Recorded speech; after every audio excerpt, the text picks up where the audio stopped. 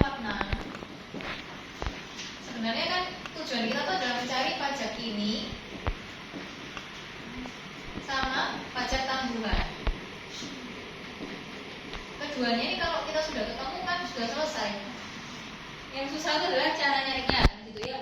Stepnya kalau pajak ini berarti kita akan cari PPh terutama saat itu.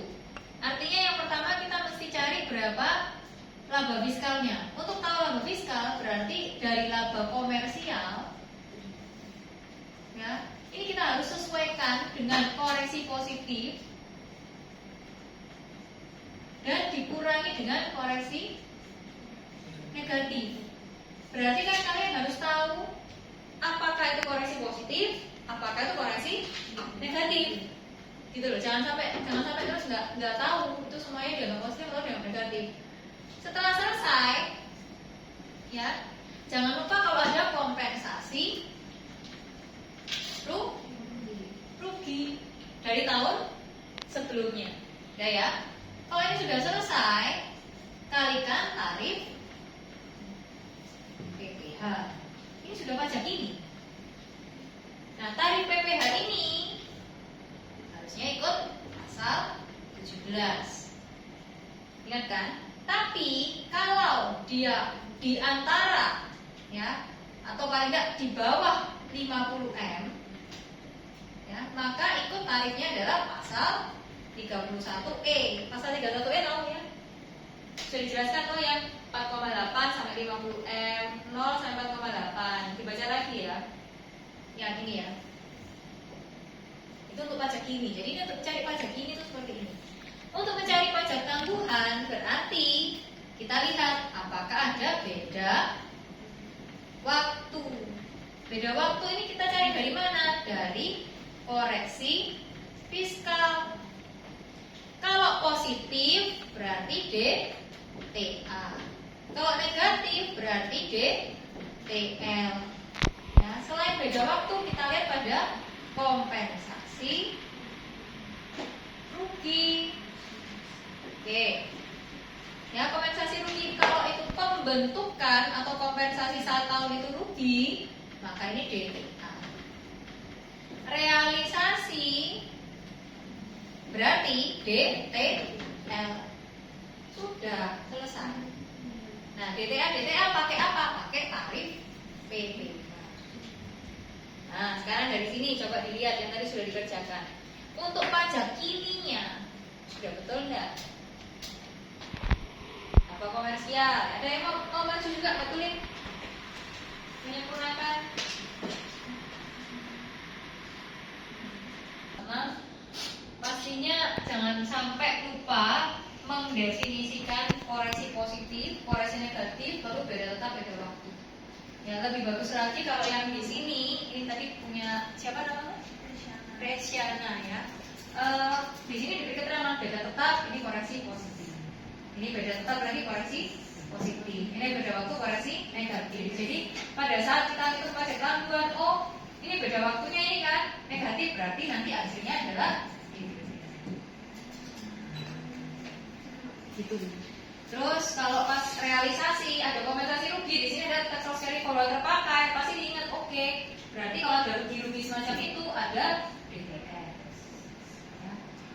Tapi pada saat pembentukan tahun lalu, misalnya ini kan 2023 ya, 2022 ini kan loss, fiscal loss. Nah saat dia fiscal loss itu, fiscal loss tadi menyebabkan adanya pembentukan kompensasi rugi, yang berarti dia adalah DTA tahun lalu.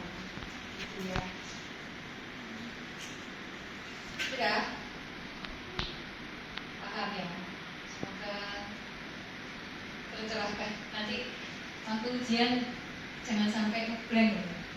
Yang tadi kelas sebelumnya juga kesalahannya adalah ini koreksinya kenapa negatif? Tidak tahu juga. Jadi di sini koreksinya positif semua seperti punya tadi. Ya ini kenapa negatif? Beda, tidak selalu beda waktu negatif loh. Ayo coba dilihat soalnya. Beda waktu itu tidak selalu negatif, beda waktu itu bisa positif. Ya, kalau beda waktunya positif kan jadi koreksi ini, DTA.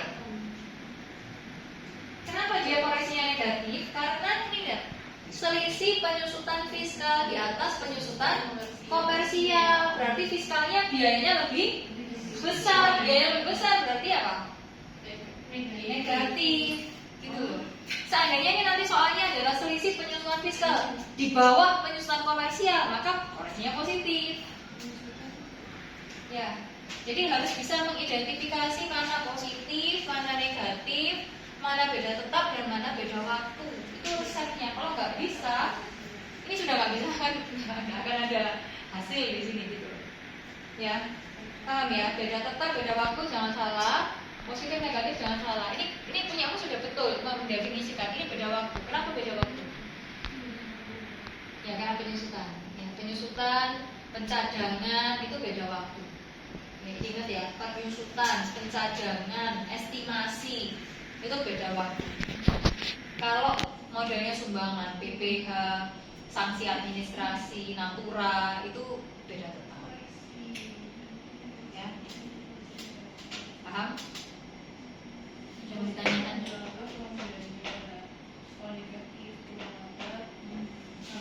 ya, mau nanya? Berarti kan tadi selisih penyusunan fiskal adalah penyusunan komersial. Berarti karena fiskal lebih tinggi dia menambahkan biaya itu. Kan koreksi fiskal positif negatif itu prinsipnya adalah pada result akhir. Saya hapus ya. Pada result akhirnya.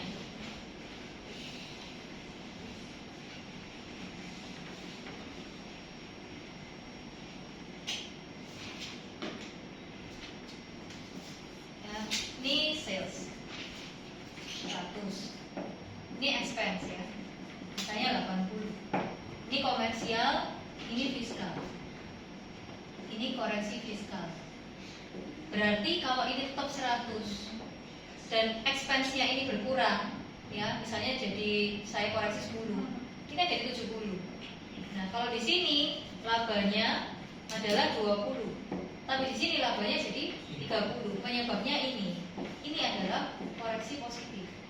Koreksi positif menaikkan laba. Paham ya? Kalau sebaliknya ini sales 100, kemudian expense-nya ini adalah 80, lalu saya lakukan koreksi negatif 10, berarti salesnya tetap 100, expense-nya naik jadi 90. Ya, ini namanya koreksi negatif. Kenapa? Karena di sini 20, di sini 10. Labanya 10. Ya, ini namanya koreksi negatif.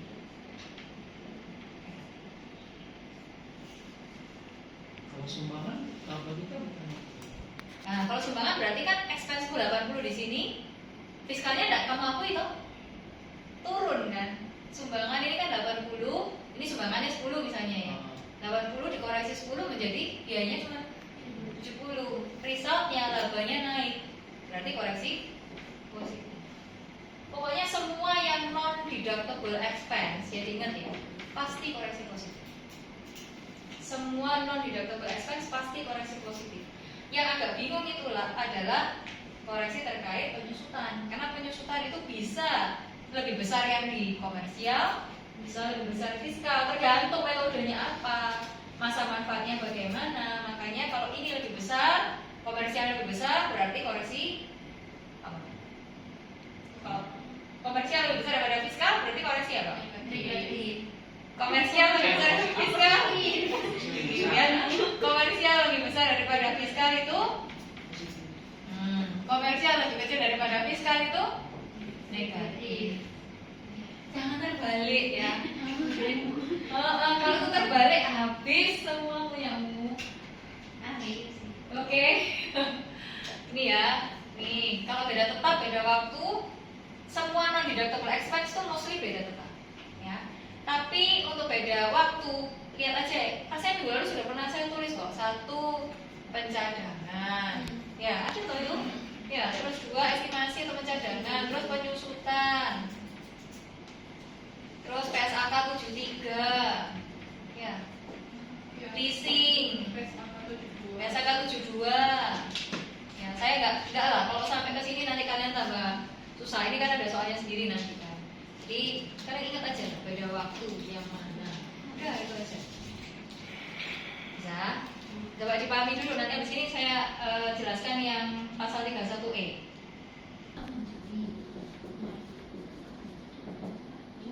Pakai pasal 17 adalah kalau badan ya 22%. Ini untuk BP badan. Nah, di pasal 31E Undang-Undang PPH itu diberikan kemudahan membayar dengan lebih murah ketika dilihat peredaran bruto usaha. Peredaran bruto usaha itu berada di bawah 50M. Sampai dengan berapa? Peredaran bruto usaha ini berasal dari mana? Ini dari peredaran usaha utama, jadi dari peredaran bruto usaha dan dari peredaran bruto di luar usaha. Jadi semua, ya. Kalau kita lihat laporan keuangan kan ada pendapatan, ada beban. Berarti ini adalah semua pendapatan, baik yang ditaruh di atas maupun yang ditaruh di bawah. Kalau ini berada misalnya 2M gitu, ya, maka dia akan dapat fasilitas baru lagi. Nah, di sini dibagi menjadi begini. Peredaran bruto, ya. Ini 50M. Oke. Ini adalah begini aja. Dan di sini ada lagi yang dia di antara. Jadi ini 4,8M. Ya. Kemudian ini peredaran bruto. Ya. Tapi dia berada di tidak sampai 50M. Jadi peredaran bruto di ini di sini biasa. Pakai garis bilangan aja ya. Ini 50M. Ya. Ini 4,8M. Ini 0. Ya. Kalau dia di sini, maka ini pakai tarif pasal 17. Ya, yang 22%. Seperti contoh tadi. Kalau dia di sini, maka dia dapat diskon. Langsung 11%. Diskonnya adalah 50%. Berarti yang dilihat ininya, ya, kalau ini di sini, maka sebagian-sebagian parsial. Ada bagian yang dapat potongan, bisa dapat fasilitas, adalah sama dengan 4,8M dibagi dengan peredaran bruto yang ini tadi dikalikan dengan PKP, ya, maka ini akan dikalikan tarif 11%. Nah, sedangkan yang tidak dapat fasilitas